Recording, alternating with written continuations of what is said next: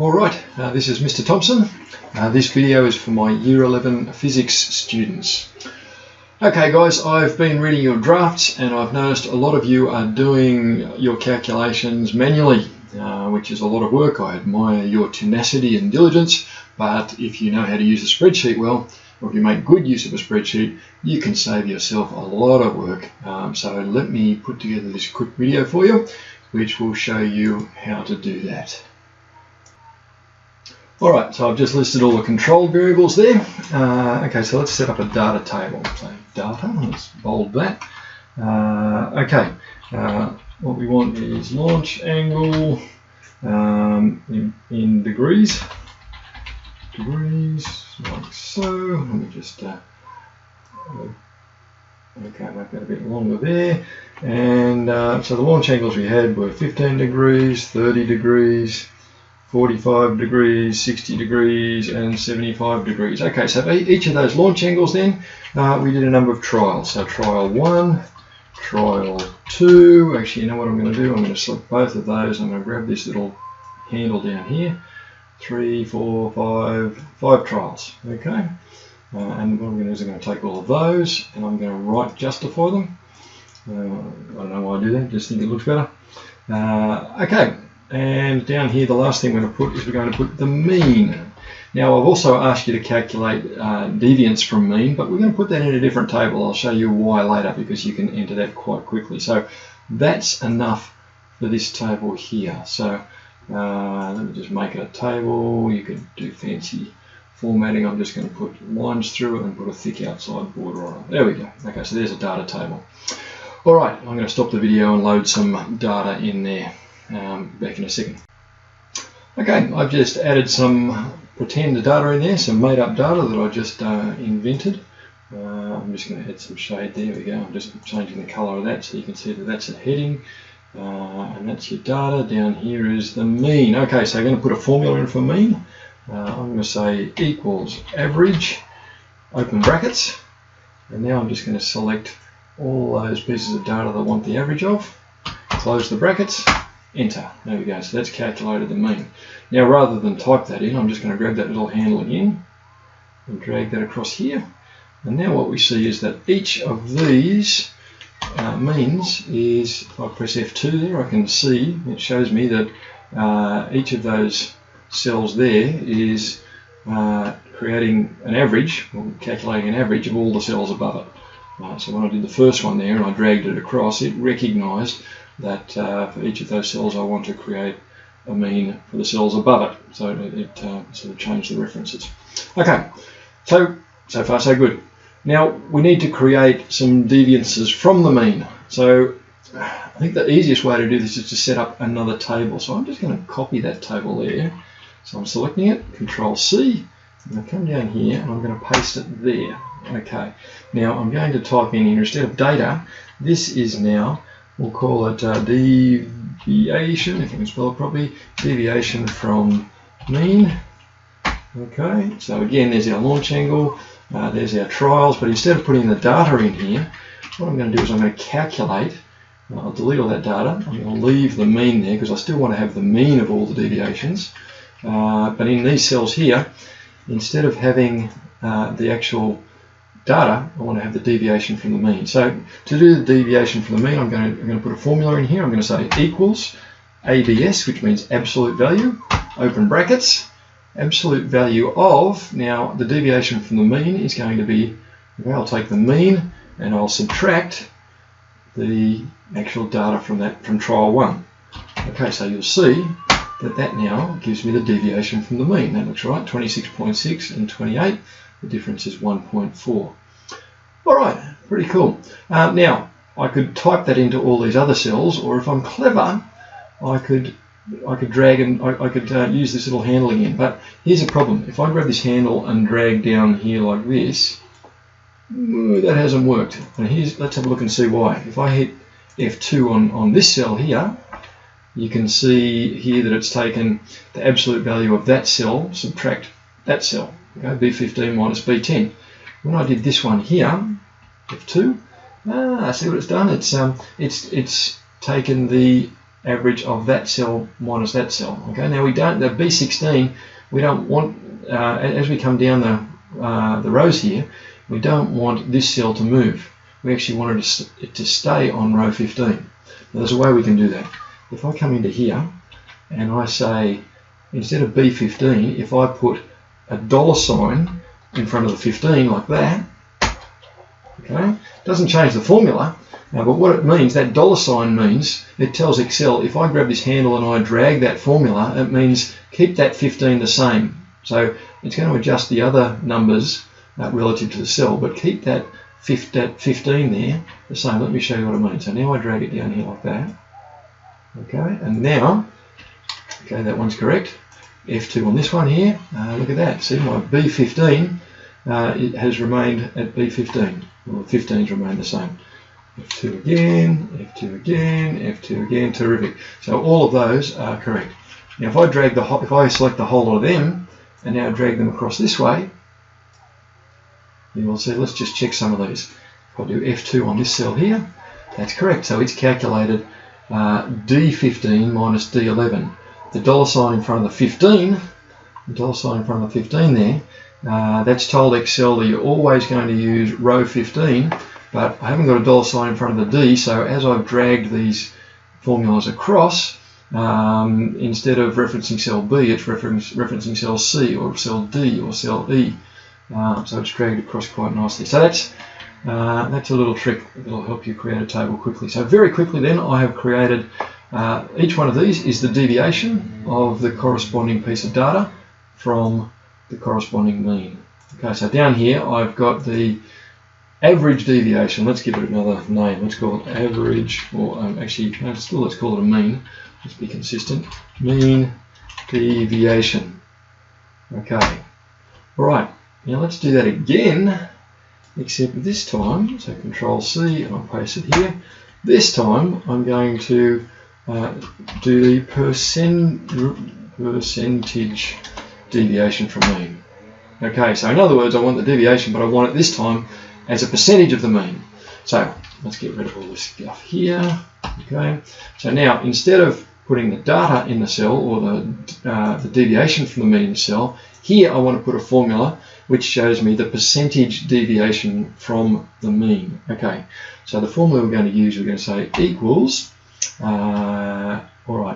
equals, there's our deviation, from the mean. So that divided by the mean equals. Okay, now I said I was going to calculate a percentage. I've actually calculated a decimal, but that's okay because if I format it as a percentage, so I'm going to click on the percent sign up here, and in fact I'm going to do better than that. I'm going to click on this little box here, and I think it gives me a bit more control, so I'm going to say percentage and 1 decimal place. Okay, so how about we do that?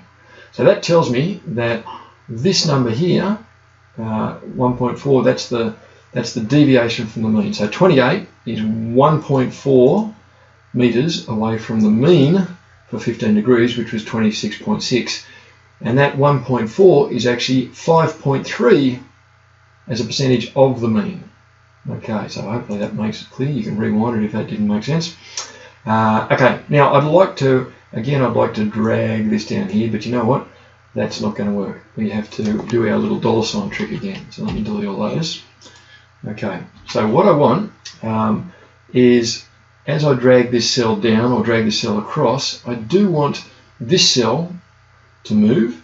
I don't want that cell to move. Actually, I want the column number to move, but I don't want the row number to move. I always want this B, where it says B15 here, I always want that to reference row 15. So I'm going to put a little $sign in here.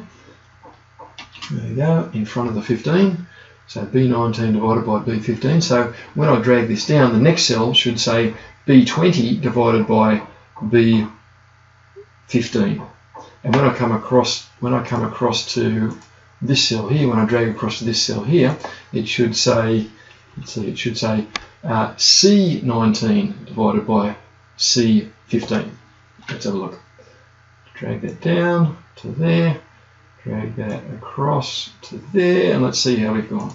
If I hit F2 here, Very good. So I've taken this value here, divided by mean as a fraction of the mean, and then formatted that as a percentage. Beautiful. Okay, so all of these, if I check these, each one of these, again, excellent, that's the right cell, that's the right cell, that's the right cell, that's the right cell. That was pretty quick. All right, mean deviation, change that as a, actually, what am I going to say? Deviation from mean brackets percent as a percentage.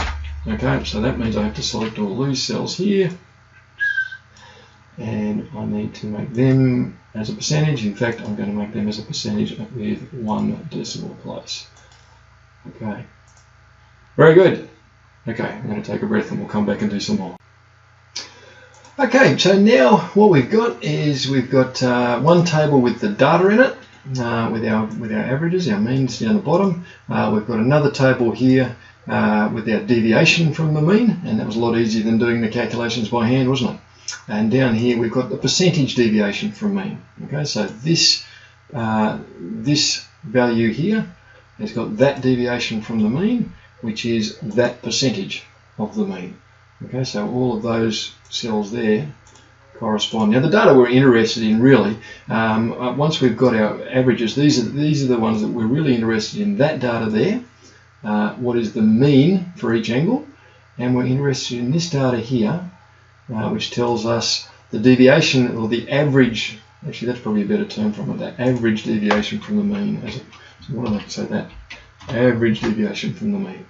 Okay, I'm just going to extend that a little bit. There we go. Average deviation from the mean as a percentage. So this tells us about the precision of our data, and this tells us the actual value of our data, and this tells us the actual degrees. So what I'm going to do is I'm going to graph that information. So what I'm going to do is I'm going to select that range of cells there. Now I'm going to hold down the control key, and I'm going to select that cell. Oh no, not that one. Let me try that again. That one there. Hold down the control key. I want that data there, and I want this data here. So that's really what I want to graph. I want to graph the launch angle, and for each launch angle I want to see the mean, and I want to see the precision of that data. What's the deviation from the mean? Okay, so I'm just going to insert. Now we all know, I hope that we don't do a line graph. I don't know why Excel calls it a line graph, or I guess I do, but we actually want a scatter plot. So I'm going to click on the scatter plot button there, and I'm going to choose this one here with a line. Okay, that's not bad for first up. We need to tweak it a little bit. So let's tweak it. Okay, so the first thing I'm going to do is just have a look. Okay, so this is degrees down the bottom. You know what, let's add some titles so we know what's going on. So I'm going to click this little plus sign here and add some axis titles. Excellent. So this axis title here, that is, what's that? That's the range, and that's in meters. Okay, almost put your units. Down here, this title here, that is the deviation. Oh, sorry, not the deviation. What's that? That's the angle. That's the angle in degrees. Okay. Now, cool. And in fact, let's put this here. Let's put a title. The effect. Let's put capital because it's a title. Effect of launch angle on range. The effect of launch angle on range. Okay. I think that's a fairly sensible title. It tells us as we change the launch angle. In fact, let's just call that the launch angle. Getting pedantic here. Launch angle. As we change the launch angle, we can see what happens to the range. Now, this is made up data, so is this right? I don't know. You'll check your data. All right. Now, this orange line is not really useful, is it? It's I guess we've got 4.2, 3.2, 5.2, 3.5, 10.4. You know, they don't even, and in fact they're percentages, so all of those numbers, all of these ones here, they're all actually less than 1 if you consider them as absolute values. So on this scale they're all down less than 1, they're tiny. So that's not useful. Let's see if, what would be useful is if I could put a different scale on these ones so that I could read them both on the same graph but with a different scale. So let's click this series here. So I've just clicked on the orange line, and I'm going to right click on that orange line, and I'm going to format the data series. So clicking on format the data series. Okay, I'm coming over here. Now this data series that's selected, I want to plot that on the secondary axis. Look at that. So this here on the left hand side, that's our primary axis. So let's have a look. The mean here, the mean value, the range, that's on the primary axis, and this one here you can see over here, primary axis, and this line here now we've told it to be on the secondary axis. In other words, this scale over here. So let me just then change this. Oh, actually no, I want to add another axis title. I want a secondary vertical axis title. There we go. Okay, so over here I want that to be percent deviation. So average percentage deviation. Oh, get that right. There we go, average percentage deviation. Okay, so now one more thing I'm going to do. I actually don't like those two graphs looking equal, because I guess this is the main graph here, I think. We really want to know about the range, and this is sort of secondary. This tells us about the quality of this data here, the precision in particular. So with this one here, what I'm going to do is, I'm going to select that whole line. There we go. So select the line, click. And I'm going to come over here, and I'm going to, because I'd already right-clicked and gone select, because I'd done this, because I'd gone format data series, this little screen here is up. So over here, what I'm going to do is I'm going to pick this bucket, which allows me to change the line, and I'm going to change the line. I'm going to make it blue like the other one, but I'm also going to make it dotted. I'll come down here and I'll click. Okay, in fact, I like that one. I like that one even better. Okay, and I'm also going to change the markers, because you might be able to see the markers are still orange. I'm going to change the border of the markers. Instead of from orange, I'm going to change them to blue also. And look at that fill. I'm going to have no fill. Okay, so there we go. So now let's have a look what it looks like. That looks a bit better, doesn't it? So this solid one here is our mean. In fact, I'm going to change that. Can I change that? Oh, I thought I could, but I can't. Never mind. So that tells us that that's our mean range. In fact, what I'll do over here is I'll change this here, and that'll fix it. So over here, if I say mean range, enter, there we go. That's changed here. So that's mean range.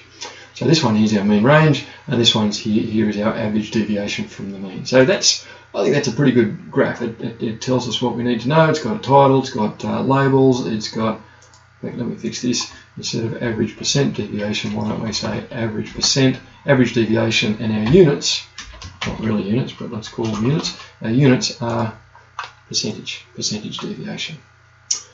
Okay, that looks pretty good. Okay, so we've got our tabulated data, we've got our graph. Look, the next thing I asked you to do was calculate theoretical results. So let's type that in. I can't spell. Theoretical results versus actual results.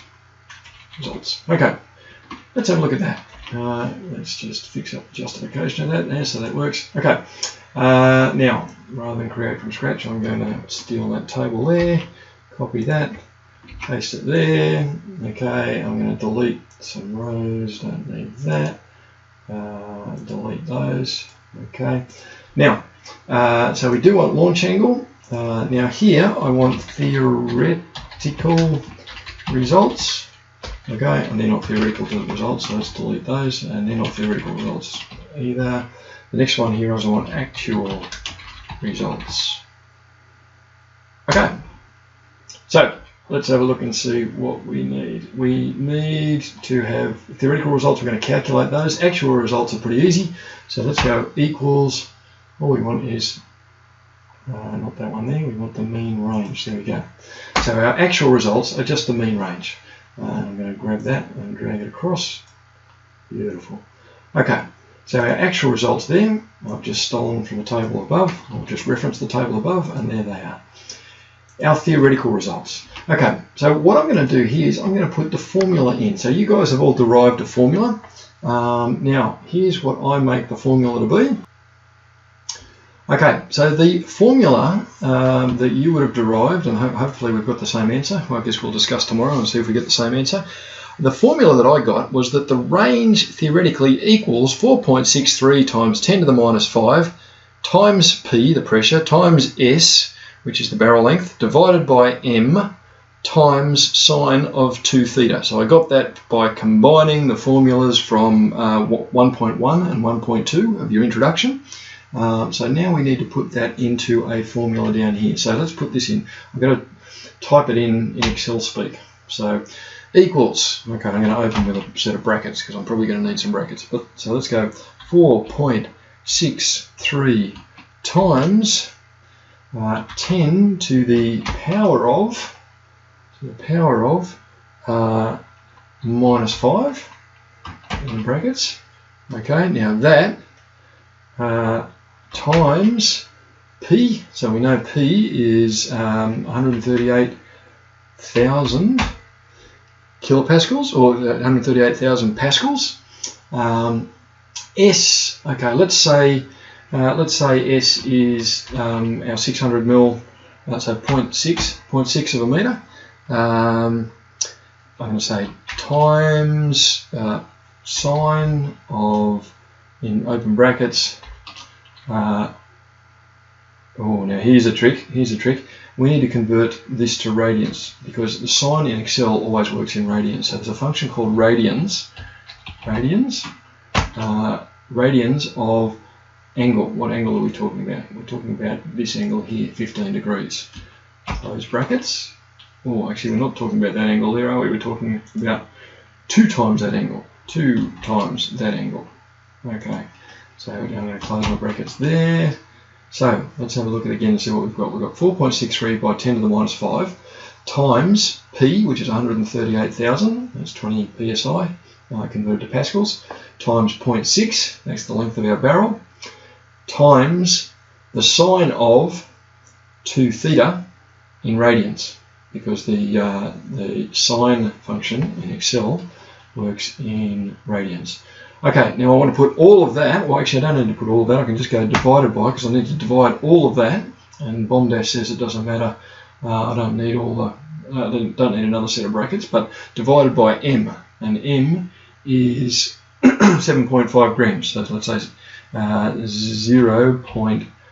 oops, we've got to convert it to kilograms, 0.0075. Okay, so if I hit enter there, there's my theoretical result. So theoretically, if there was no air resistance and there was no inertia of the air inside the cannon, and there was no, well, if all of our assumptions were true, theoretically my little projectile should have gone 255 meters, even though it only went 26. So there's actually that theoretical result looks like the correct theoretical result. I think that's correct. And I'm just going to drag. What you might have seen there, I just grabbed that corner and I dragged it all the way across, so that same formula, just referencing a different angle, same formula representing a different angle, yeah, is in each one of those cells. Okay, well, I don't like all those decimal places. Let me fix that. I'm going to go to number. I'm going to make it a number with no decimal places.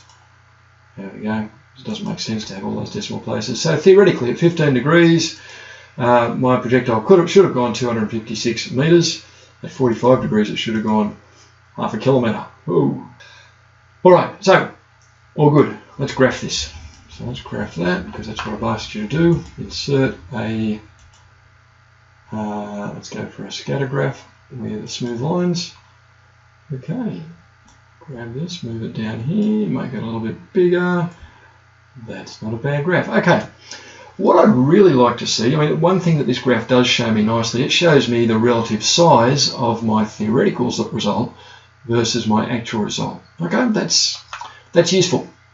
But what if I actually wanted to see the shape? What about where my maximum is? How many degrees is my maximum?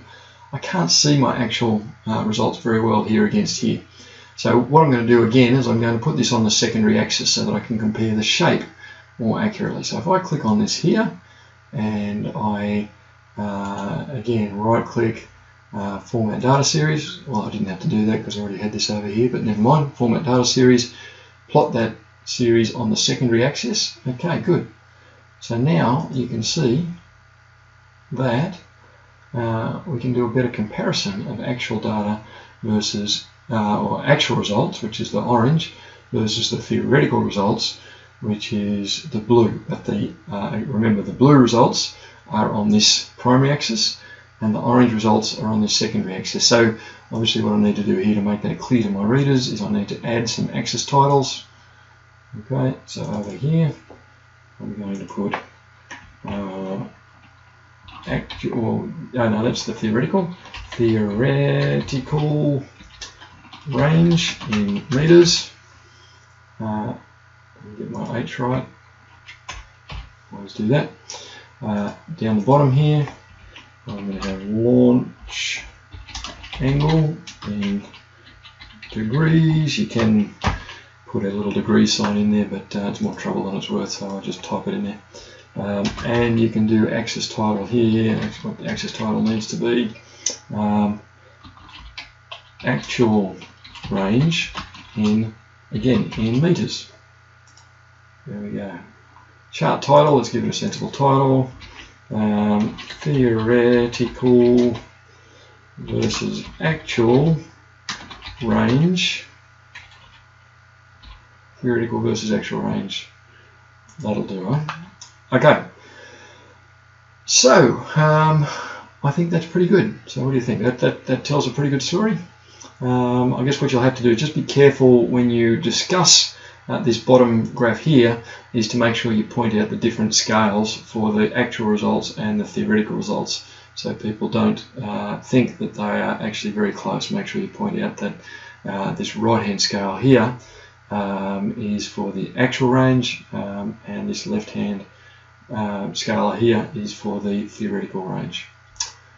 Alright, that'll do. I hope that's helped.